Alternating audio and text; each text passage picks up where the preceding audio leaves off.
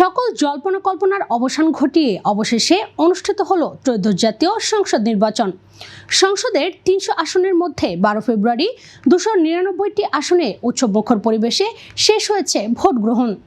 ঐতিহাসিক এই নির্বাচনের মাধ্যমে প্রায় ৩ দশকেরও বেশি সময় পর বাংলাদেশের রাজনীতিতে আসতে যাচ্ছে এক বিশাল পরিবর্তন। হিসেব বলছে প্রায় ৩৬ বছর পর এবার প্রধানমন্ত্রী পদে আসতে যাচ্ছে নতুন এক মুখ। শুধু তাই নয়, একই সময়ের ব্যবধানে দেশের প্রধানমন্ত্রী হবেন একজন পুরুষ।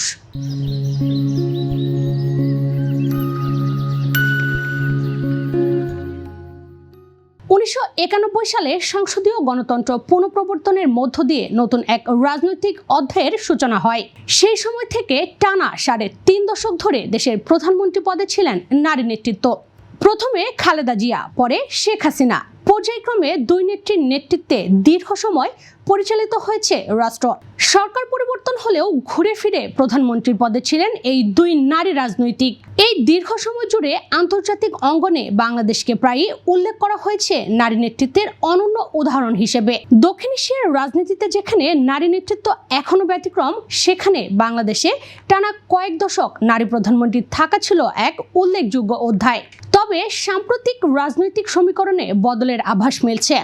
ত্রয়োদশ জাতীয় সংসদ নির্বাচনে বাংলাদেশ জাতীয়তাবাদী দল বিএনপি কিংবা বাংলাদেশ জামায়াতে ইসলামী যে দলে জিতুক না কেন, দীর্ঘ ৩ যুগের রাজনৈতিক ধারা পরিবর্তন করে ক্ষমতায় আসছেন একজন পুরুষ প্রধানমন্ত্রী। এই পরিবর্তন কেবল ব্যক্তির পরিবর্তন নয়, বরং ৩ যুগের সমাপ্তি ও আরেক অধ্যায়ের সূচনা হিসেবেও দেখছেন বিশ্লেষকরা। এখন দেখার বিষয়, এই সম্ভাব্য পরিবর্তন দেশের নীতি নির্ধারণ ও রাজনৈতিক সংস্কৃতিতে কতটা প্রভাব ফেলে। এবার এক নজরে জেনে নেওয়া যাক, স্বাধীনতার পর থেকে এখন পর্যন্ত দেশের প্রধানমন্ত্রীর দায়িত্বে ছিলেন কারা।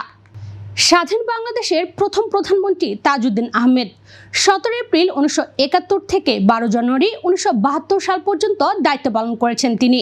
এরপর শেখ মুজিবুর রহমান ১২ জানুয়ারি ১৯৭২ থেকে ২৫ জানুয়ারি ১৯৭৫ সাল পর্যন্ত প্রধানমন্ত্রীর দায়িত্বে ছিলেন তিনি। শাহ আজিজুর রহমান ১৫ এপ্রিল ১৯৭৯ থেকে ২৪ মার্চ ১৯৮২ সাল। মিজানুর রহমান চৌধুরী ১৯৮৬ সালের ৯ জুলাই থেকে ১৯৮৮ সালের ২৭ মার্চ পর্যন্ত প্রধানমন্ত্রীর দায়িত্বে ছিলেন তিনি। কাজী জাফর আহমেদ ২৭ মার্চ ১৯৮৮ থেকে ৬ ডিসেম্বর ১৯৯০ সাল পর্যন্ত দায়িত্ব পালন করেছেন প্রধানমন্ত্রী হিসেবে। বেগম খালেদা জিয়া ২০ মার্চ ১৯৯১ থেকে ৩০ মার্চ ১৯৯৬।